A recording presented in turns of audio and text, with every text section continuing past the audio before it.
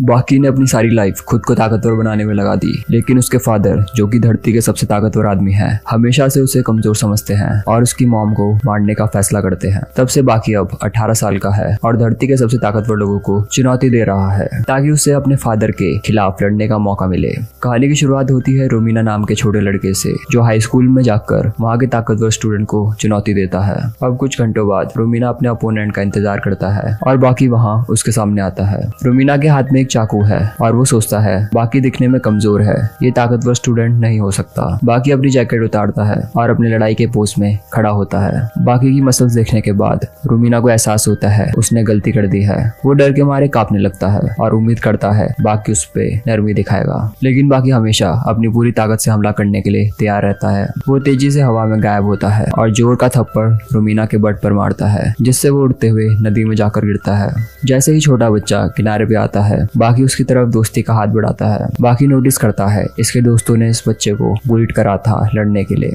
वो उससे कहता है वो उन लड़कों से 10 गुना ज्यादा ताकतवर है। तभी उनके पीछे एक फौजी दिखाई देता है, जो कि बाकी को कहता है उसके फादर, जो दुनिया के सबसे ताकतवर आदमी है, उसकी चुनौती स्वीकार कर ली है। अब उस फौजी के जाने के तुरंत बाद ही बाकी अपनी ट्रेनिंग शुरू कर देता है और हवा में पंच मारने लगता है। रोमिना को एहसास होता है कि वो शैडो बॉक्सिंग कर रहा है। ये एक ट्रेनिंग टेक्निक है जिसमें बाकी अपने दुश्मन की कल्पना करता है और अपनी कल्पना के अनुसार लड़ाई करता है। रोमिना बाकी के मूवमेंट्स को देखता है और उसे उसका दुश्मन दिखाई देने लगता है, जो कि पहले का कभी न हारा हुआ बॉक्सिंग चैंपियन आयरन माइकल है। पर इससे भी ज्यादा चौंकाने वाली बात यह है कि बाकी इस इल्यूजन से मार भी खा रहा है, जिस कारण उसकी पूरी बॉडी में चोट लगने लगती है। बाकी की नाक से खून बहने लगता है और वो इस लड़ाई को खत्म करने का फैसला करता है। वो आगे बढ़ता है और अपने किक से उसका एक ही बारी में खात्मा करता है। बाकी उस बच्चे को अपने साथ घर ले जाता है। रोमिना उससे पूछता है वो अपने फादर से कैसे लड़ेगा, जो कि इस दुनिया के सबसे ताकतवर इंसान है। बाकी उसे बताता है उसके बेसमेंट में एक ताकतवर अपोनेंट है, ऐसा अपोनेंट जो कि लॉयन, टाइगर, एलिफेंट, यहाँ तक कि कैंसर भी उसके ट्रेनर को नहीं हरा सकता। अब वहाँ पहुंचने पर रोमिना दिखता है बाकी अपनी लड़ाई के पोज में है और अचानक से वो दीवार के पीछे जाके गिरता है। अब वो टेबल के पास जाता है और देखता है बाकी का अपोनेंट एक प्रेइंग मैंटिस है। उसे ये समझ नहीं आता कैसे एक छोटा सा इंसेक्ट एक खतरनाक अपोनेंट हो सकता है। बाकी उसे समझाता है 180 किलो का टाइगर अपने वजन का 4 गुना उठा सकता है, लेकिन इंसेक्ट्स उनके वजन से 100 गुना ज्यादा मजबूत है। प्रेइंग मैंटिस इस दुनिया में आसानी से कुछ भी कुचल सकता है अगर वो इंसानों के आकार जितना होता। बाकी अपनी शैडो बॉक्सिंग टेक्निक का यूज करके एक 90 किलो का प्रेइंग मैंटिस क्रिएट करता है। पहले भी उसने यही किक यूज करी थी, पर वो पीछे की तरफ पुश होता है। वो चौंक जाता है और मुश्किल से ही उस हमले पे रिएक्ट कर पाता है। वो फिर से किक मारने की कोशिश करता है, पर इंसेक्ट उसके किक को रोक देता है और उसे दीवार की तरफ फेंकते हुए तोड़ता है। जैसे जैसे लड़ाई आगे बढ़ती है, रोमिना को उस इंसेक्ट का बड़ा आकार दिखाई देने लगता है। वो देखता है बाकी उसके हमले को डॉज करते हुए उसकी गर्दन पे किक मारता है, पर इससे इंसेक्ट को कोई नुकसान नहीं होता और वो दोबारा से उसे फेंकते हुए छत को तोड़ता है। वो फिर से खड़ा होता है और इंसेक्ट की गर्दन को चोक करने की कोशिश करता है, पर वो किसी तरह अपने को छुड़ा लेता है। बाकी उसको जकड़ के उसके मूवमेंट्स को रोकने की कोशिश करता है, पर फिर से वो टेबल की तरफ उड़ते हुए उसे तोड़ता है, जिस कारण उसका खून बहने लगता है। उसे एहसास होता है इस इंसेक्ट की ना तो कोई कमजोरी है और ना ही कोई ब्लाइंड स्पॉट, तो क्या उसे अपनी जान बचा के भागना चाहिए। पर वो जानता था अगर वो अभी भाग जाएगा तो वो उस समय भी भागने की सोचेगा जब वो अपने फादर से लड़ रहा होगा। अपने चेहरे पे स्माइल रखते हुए वो फैसला करता है वो हर चीज का डट कर सामना करेगा। अब वो एक जोरदार चोट मैंटिस को बचाता है, जिससे वो तुरंत ही पीछे हट जाता है। अब वो समझ जाता है कि उसका अपोनेंट टोरेकन टेक्निक के सामने कमजोर है। ये वही टेक्निक है जो कि मॉन्क ने बनाई थी जब उसने देखा था प्रेइंग मैंटिस एक स्पैरो के खिलाफ लड़ाई जीत गया था। उस दिन के बाद से उसने इंसेक्ट को देखते हुए अपनी लड़ने की टेक्निक को बनाया।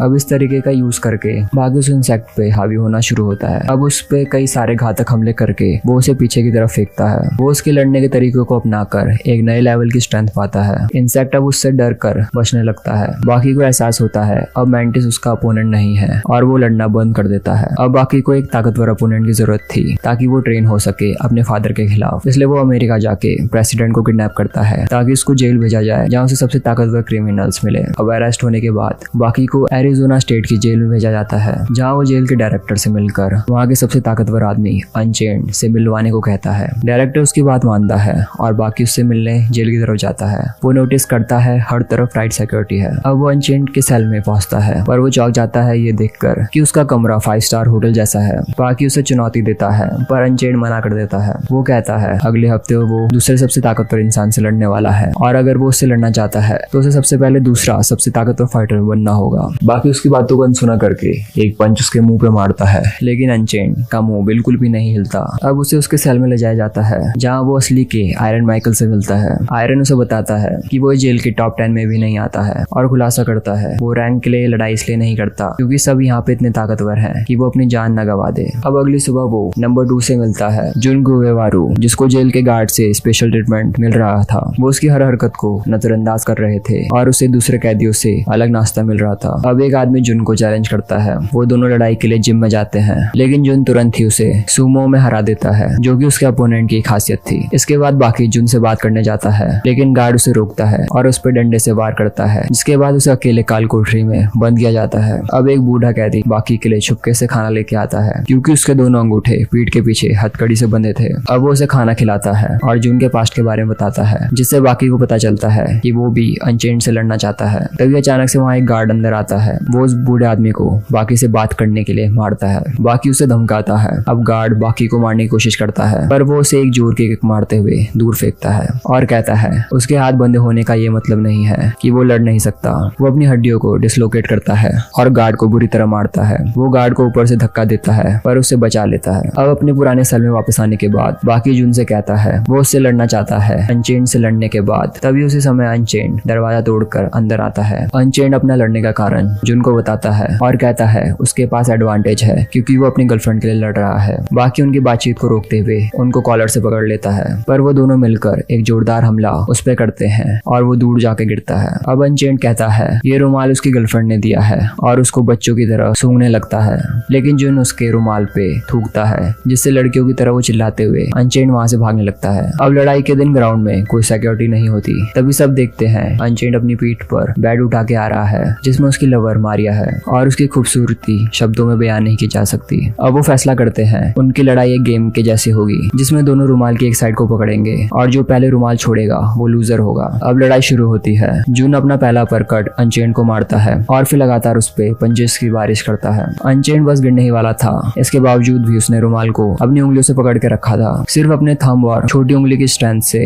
वो वापस से खड़ा हो जाता है। अब दोनों के बीच जबरदस्त लड़ाई चलती है, पर ये देख के बाकी बोर हो जाता है। वो सीधा जाके मारिया के बगल में सो जाता है। अब अनचेन की नजर वहां जाती है। वो पूरी ताकत से जुन को पंच मारता है और वो उड़ते हुए दीवार में जा गिरता है। जुन वापस से कमबैक करता है और अनचेन को पीटना शुरू करता है, पर वो उसे उठा के जमीन पर पटक देता है। जुन फैसला करता है वो हार नहीं मानेगा और फिर अनचेन की तरफ आगे बढ़ते हुए कहता है उसकी मसल्स दुनिया में सबसे मजबूत है, कहते हुए उस पर हमला करता है। अब अनचेन को हराने के बाद वहाँ बाकी का फादर आता है। उसने प्रेसिडेंट को किडनैप किया था, जिससे वो जेल में घुस पाए। उसने सुना था यहाँ ताकतवर लोग लड़ाई कर रहे हैं। वो जुन को जीत के लिए कांग्रेट्स करते हुए कहता है वो धरती का सबसे ताकतवर इंसान है। अब इतने में ही अनचेन अचानक से आके जुन पे हमला करता है, पर इस बार जुन लड़ाई करने लायक नहीं रहता। अब बाकी जेल से भागने का फैसला करता है, लेकिन डायरेक्टर और सारे गार्ड्स गन के साथ उसे घेर लेते हैं। वो डायरेक्टर का चश्मा और गार्ड के बटन पहले ही तोड़ देता है और वो ये नोटिस नहीं कर पाते क्योंकि उनकी आंखें बाकी की स्पीड मैच नहीं कर सकती। वो डायरेक्टर से कहता है कि वो यहाँ से नहीं भागेगा, वो बस स्ट्रॉन्गेस्ट फाइटर को दिखाना चाहता था, वो उसकी तरह ही है।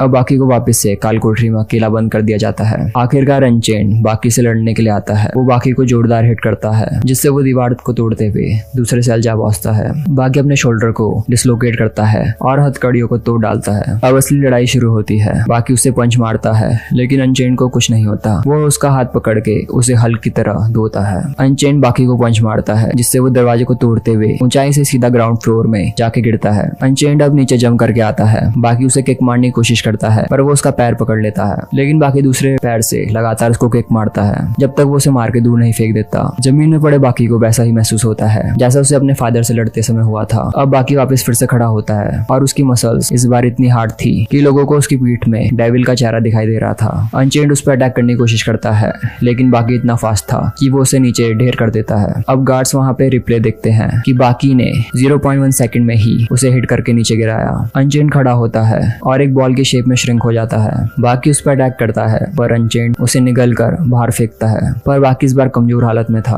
वो बाकी को हार मानने के लिए कहता है, पर बाकी वापस खड़ा होके उसकी नाक तोड़ते हुए कहता है कि वो उसका इस्तेमाल अपने फादर से लड़ने की प्रैक्टिस के लिए कर रहा है। दोनों एक दूसरे पे एक साथ पंच मारते हैं और यहाँ लगातार पंचेस चले ही जा रहे थे। बाकी के कई सारे डांट टूटते हैं, पर वो अपने सर से जोरदार हमला उस पे करता है और अपना आखिरी मैसिव पंच मारता है। बाकी अधमरी हालत में ऊपर देखता है, उसके सामने कोई नहीं था। अनचेन पहले ही नॉकआउट हो चुका था उसका आखिरी पंच खाने से पहले। अगले दिन बाकी को जेल से रिहा कर दिया जाता है और वो अब अपने फादर से मुकाबला करने के लिए तैयार है। नेक्स्ट एनीमे रिकैप के लिए चैनल को सब्सक्राइब करें। Till then peace out.